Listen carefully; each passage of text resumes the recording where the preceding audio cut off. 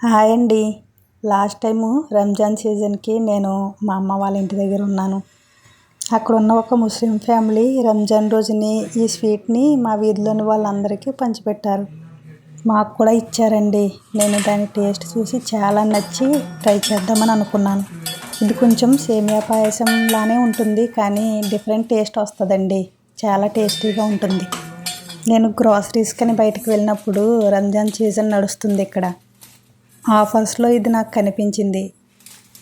సరే ఎప్పుడూ ట్రై చేయలేదు కదా, ట్రై చేద్దామని ఇప్పుడు ట్రై చేశాను. ఒక స్టవ్ మీద గిన్నె పెట్టుకుని దాంట్లో 1/2 లీటర్ వరకు పాలు పోసుకున్నానండి. అవి బాగా మరిగించుకోవాలి.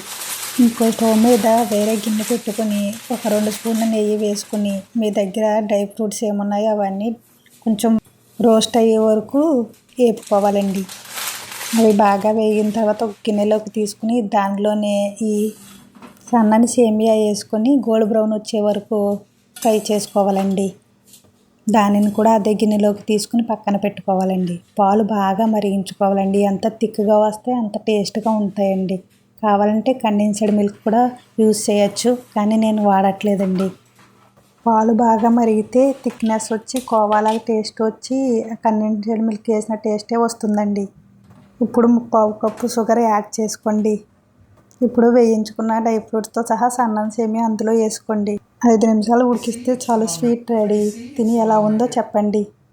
నన్ను కొంచెం సపోర్ట్ చేయండి.